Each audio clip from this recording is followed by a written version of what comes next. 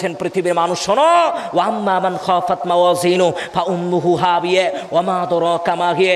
ওরে আদম সন্তান, দুনিয়াতে যেই সমস্ত মানুষের মিজানের পাল্লাই, বিচারের ময়দানে মিজানের পাল্লাই যাদের আমল নামাই নেকির পাল্লাটা হালকা হবে, আল্লাহ রাব্বুল আলামিন তাদেরকে জাহান্নামে নিক্ষেপ করবেন।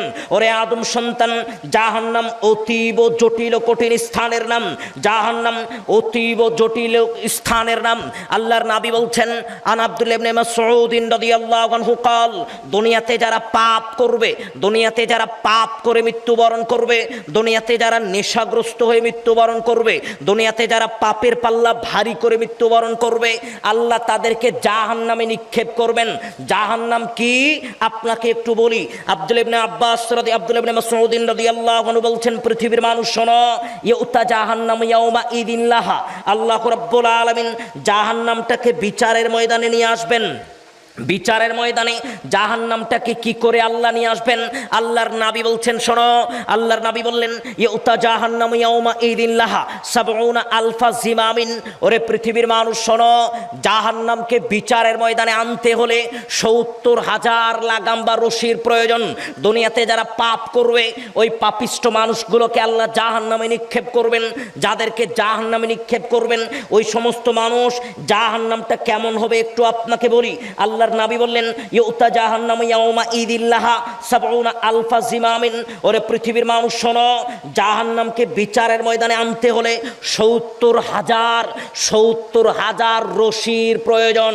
আল্লাহর নবী বললেন, বা কুল্লি জিমামিন সাবউনা আলফা মালাকিন। একটা রশির সাথে থাকবে ৭০,০০০ ফেরেশতা। তাহলে ৭০,০০০ লাগাম বা রশির সাথে কত ফেরেশতা থাকবে? আপনাকে একটু ভাবার জন্য বলছিলাম, আপনাকে একটু চিন্তা ভাবনা করার জন্য বলছিলাম। আল্লাহর নবী বললেন, পৃথিবীর মানুষ শোনো, জাহান্নামের আকৃতি বিরাট হবে, বিরাট আকারের হবে।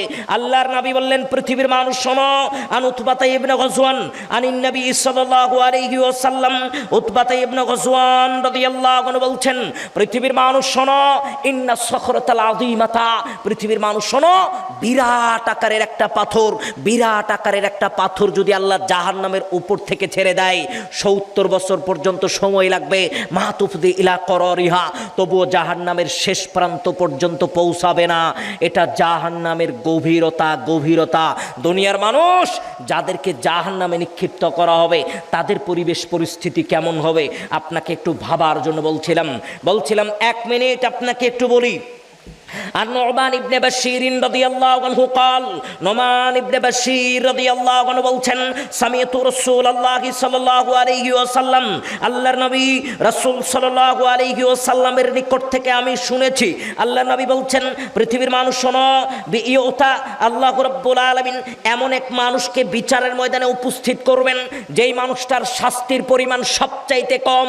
দুনিয়াতে যেই মানুষটা সবচেয়ে কম পাপ করেছে, দুনিয়াতে যেই মানুষটা সবচেয়ে কম পাপ করেছে, এমন মানুষকে আল্লাহ বিচারের ময়দানে নিয়ে আসবেন। নিয়ে আসার পরে কি করবে? মাল্লাহু না'লান ওয়া শিরকান, জাহান্নামের আগুনের 2টা অঙ্গার, জাহান্নামের আগুনের 2টা অঙ্গার।